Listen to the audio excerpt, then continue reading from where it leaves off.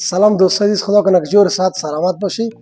دوست عزیز، رحمان دری هستم، یکی از استادان پرورش‌اندام و کلاب های فتنس. البته دوست عزیز، شما شاهد هستی که ما طول عمق وقتی که استادی یا ترینری میکنم در کلاب پرورش‌اندام، خیلی بچهای رسمی کار، خیلی قهرمانای نامی کشور ما و شما پیشوانی آمد فیزیک میزدن، حرکت‌های کراسفیت میرفتن و ما یک ویدیو دیدم چند وقت پیش در یکی از صفحات اجتماعی.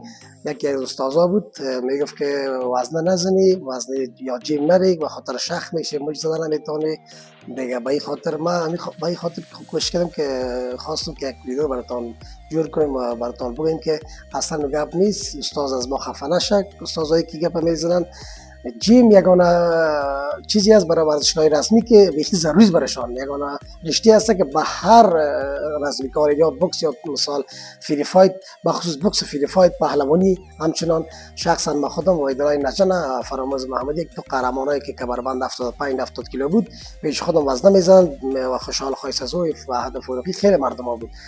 و شما شاید از این کدام مسابقه واید است که دم کده باشه یا مثالش مشتش شخ مانده باشه دیگهش، چون قهرمان بود. عالم شاید قهرمانیش ما شما هستیم که بیرون از افغانستان، البته که جرمنی است، عالم خوب فایت کرد، کل ما شما شاید فایتش بدیم دیگه. ما امیدوار هستیم که دوست عزیز گپایی که ما براتون میزنم دقیق باشه سر گپای ما، به خاطر که وزنه هفته 3 روز یا 2 روزی که تو میزنی قطع جیم اصلا هیچ وقت تو را جانت شخک نمیکنه، هیچ وقت مشت تو را کار نداره او اصلا.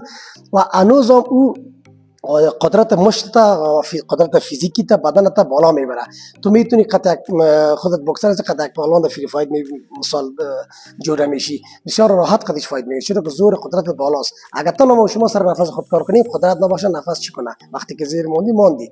به این خاطر ما خودم شخصا کسی هستم که ما در رشته فری فایت ما در سازمان سلفسی شبان‌آباد ما درس خوندیم دیگه و اوجا یکی از استاداش بودیم. به خاطر مشکلات بود برای ما دار البته انرژی بود نتونستم که دوباره ما اوجا ادامه بدم درس خود و سازی خود دیگه. به این خاطر امیدوار هستم که گپای ما سر زیادتر استاداست که همین مشوره را میتن.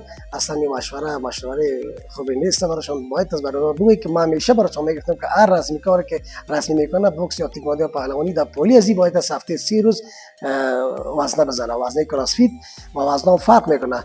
نه تنهایی نیست که هر استاد را پیش برده بتونه، استادایی هست که مسلکیش هست، خودش رسمی کرده و میفهمه که چرا سر یک فایتر مثلا سر یک بوکسر چی سر یک رسمی کار یک پهلوان چی رنگ وزنه بزنه. شخصا من خودم پیش من خیلی پهلوانا می اومد، پهلوانای تیم ملی است، پیش من تمرین میکرد دیگه. ان شاء الله که یک گپ خوبی براتون باشه دیگه، از ما کسی آزرده نشه. استادایی که براشون گفتیم که گپ واشون دخ میذاره، خدا کنه که جور سعدمند باشه. منتظر ویدیوی بعدی ما باشه و در این ویدیو باز ما شما میتونید مشاهده کنید که واید نجان چرا که من سر زور وزنه میزدم.